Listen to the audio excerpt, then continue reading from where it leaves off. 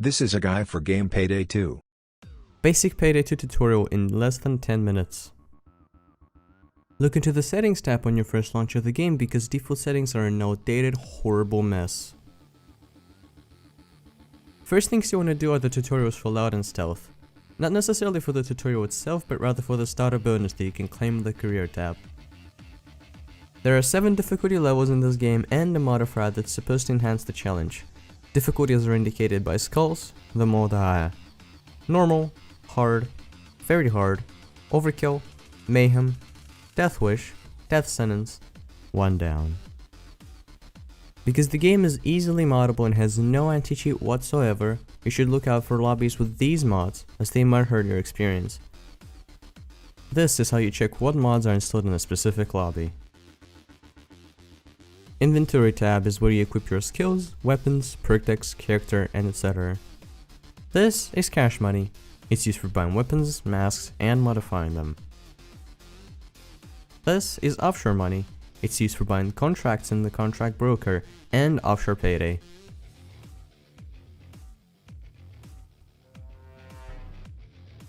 These are continental coins, the only practical use of which is buying weapon modifications that you don't own. All of the primaries and secondaries are viable even on the highest difficulty, so just choose whatever you want. Most weapon classes have a skill tree that boosts its performance. The most weapon firepower comes from the skills that you use. Speaking of which, skills. Other than a few specific rules, you're absolutely free to take whatever you want. You should always have those 2 skills due to how cheap they are for the benefits they provide. That skill is very good and you should have it in almost every build due to the way armor works in this game.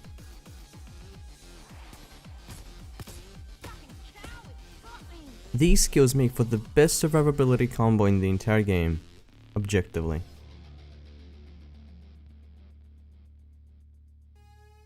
All of the products are viable, even on the highest difficulty, so just choose the one that you find the most suitable for your playstyle. Also, don't listen to the product categories because most of them are wrong and make no sense whatsoever. The game features 10 deployables. Most of them are self-explanatory, so I'll just run through a few misconceptions a new player might have. First aid kits don't actually restore your downs, only health.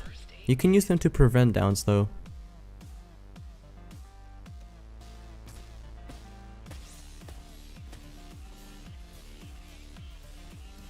Suppressed sentries don't actually draw less attention from the cops.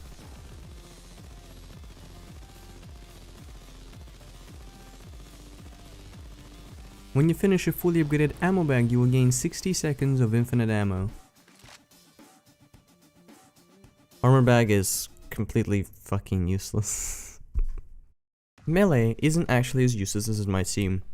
All it takes is just a couple damage skills to kill a bulldozer in 1 hit on the highest difficulty. These melees are your go-to and everything else is either a reskin or a downgrade. Honestly, just don't really touch this tab. It's tied to build, so you have to edit it for every new one, and the boosts that it provides just break the flow of the game. Only Infamy 1 is important as it lowers the required skill point amount to unlock tier 4 skills, which in return allows you to do this instead of this. Beyond that, it's just cosmetics.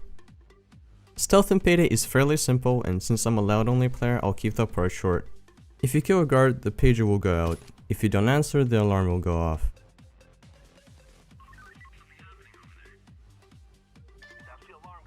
You can only answer up to 4 pagers, the 5th one will force the heist to go loud.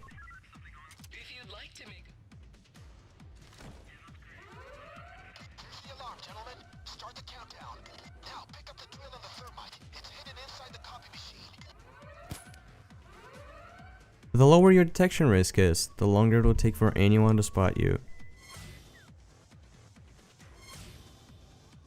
Guards and cameras can spot you even with the mask off, but civilians can't. These cameras can be broken. These cannot.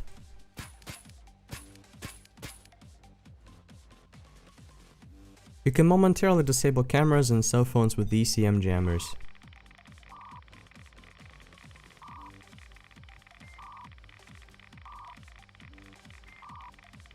You can also momentarily disable pagers from going off with this skill. You can manually disable cameras for 25 seconds with this skill as well.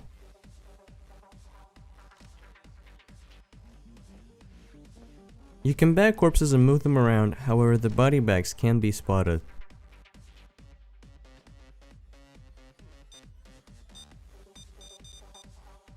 The only decks that are used in stealth are Burglar, which is just generally a decent deck with passive buffs. It's best for starting players because of its simplicity. Hacker because of 2 pocket ACMs that allow you to save the heist in case you mess up. It's also pretty good on for starters. And Yakuza, which is only used to gain a movement speed boost. It's usually recommended for experienced players. Loud, despite seeming like a simple shoot cop simulator at first, is actually much more complex than stealth. The main part of Loud is the police assault. Assault consists of 3 phases. Control, which is calm music with little to no enemy presence. Anticipation, which is when the music and enemy spawns are starting to ramp up. And then there's the assault itself. That's when the assault banner shows up and the game starts constantly shooting out enemies as fast as it can.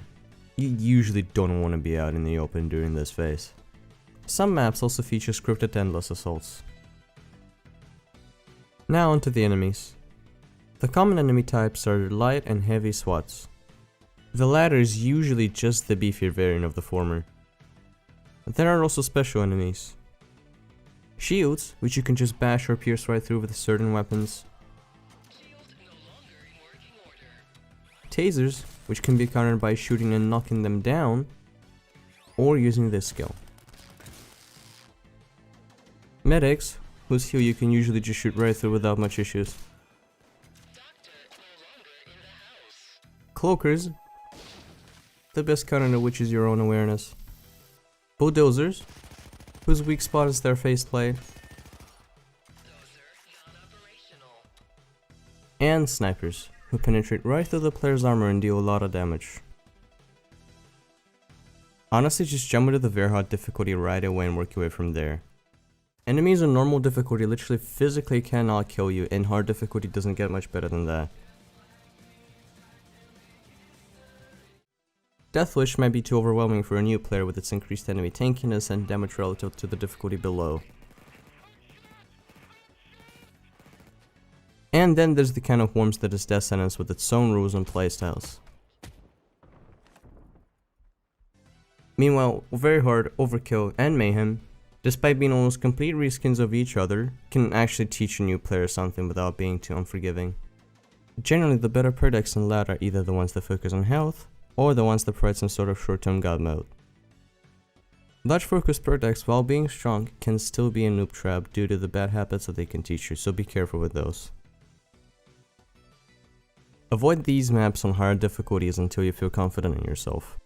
Build shotgun accuracy towards slower end if you're using ammo types with multiple pellets. Speedpo magazines are extremely good. Flashbangs are the best grenade type in the entire game. Quick fix is not better than painkillers in 99% cases. Revenant skill tree is a noob trap. Best DLC to get is the Legacy Collection Pack. If you want a more comprehensive guide that will go through all of the game aspects in depth, I seriously recommend this video by Carrot, which isn't out at the moment of me making this, but I will add the pop-up here and link in the description when it's published. Goodbye.